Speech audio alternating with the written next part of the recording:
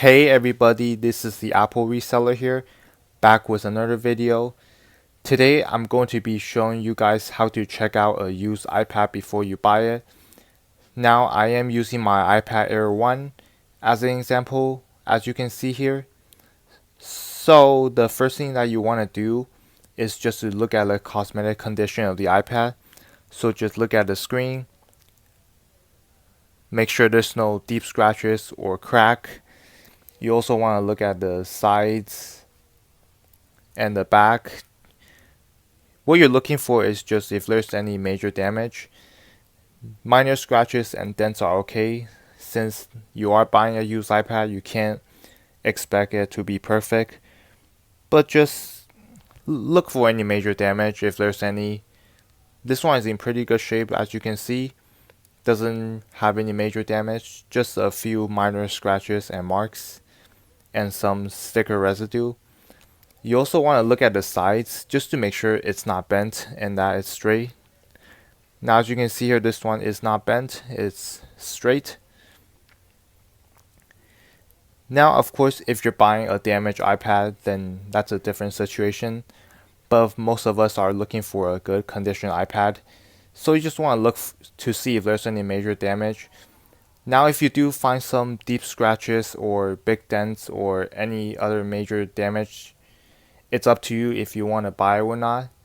Usually if you point that out to the seller, they'll be willing to take off some price. So if it doesn't affect the function and then you don't mind the damage and they'll take off some price, that might be a good deal too.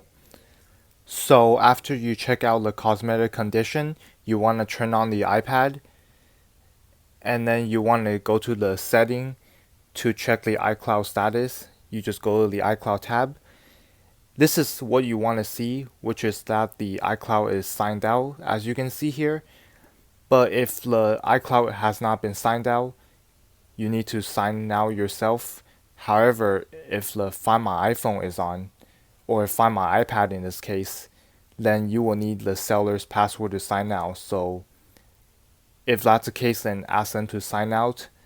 And if they cannot sign out, then do not buy the iPad, as that means that you cannot sign in with your own Apple ID, and then if you try to restore the iPad, it will be iCloud lock.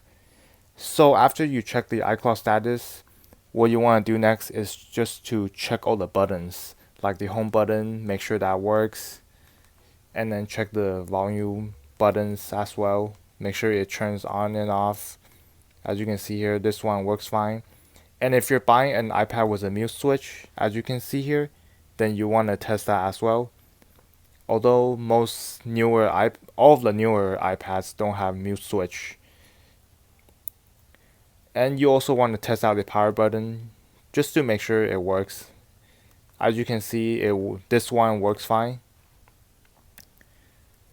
And also if you're testing out a newer iPad with Touch ID, you also want to check that. This one is an iPad Air 1, so it doesn't have a Touch ID.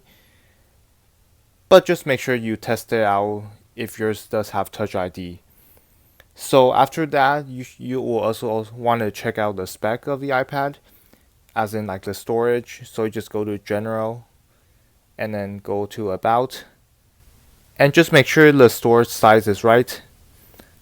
And then if you're buying a cellular iPad, you will want to make sure that is the correct carrier. Now, this is a Wi-Fi only iPad, so as you can see here, it does not have the cellular antenna, I mean. But if you're buying a cellular iPad, you will want to make sure the cellular function works. So you could put in a SIM card and just make sure that works. So after that, you want to test the Wi-Fi as well. So go to the setting and then go to the Wi-Fi and then see if you can connect to a Wi-Fi. It's best to meet at like a public place, like a coffee shop with free Wi-Fi, so you can test out the Wi-Fi.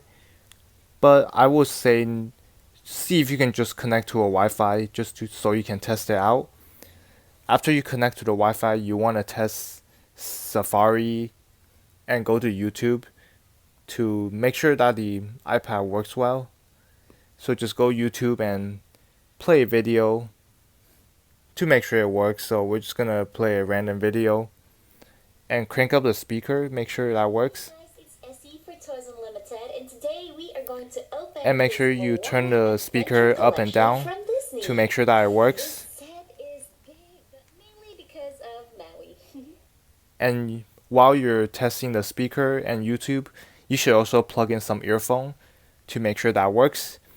Now, as you can hear, this iPad does work fine. The speaker turns up and down, so that's good.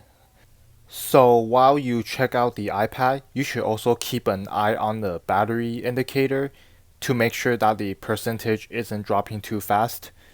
But to check the battery, you can also get an app from the App Store. Like I'll show you guys here. Just type in like battery life, and you can get like a battery life app to check the battery condition. And I already downloaded this one, so I'll show you guys. Now, as you can see, this iPad still has 99% health, so that's good. And you can go to the raw data. As you can see, this iPad still holds 99% capacity, so that's good. So this is something that you will want to do just to make sure that the iPad you're buying is have a good battery. So after you test Safari with YouTube, you want to check the camera to make sure that works. As you can see here, this camera does work. And for some tests, you can just take some pictures. Make sure it takes photo fine. And of course, you want to test the front-facing camera as well. So as you can see, that works, and we can take a few pictures too. So that works, and then after that, you will want to go back and just, that's pretty much all you want to test. But to be safe, I also like to just restart the iPad to make sure that it works. So just hold down the power button and then slide to unlock. And then restart the iPad and just test everything again, just to make sure it works.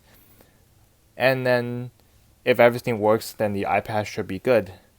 So that's going to be the end of this video. I hope you guys find this helpful. Let me know what you guys think, and I'll see you guys next time.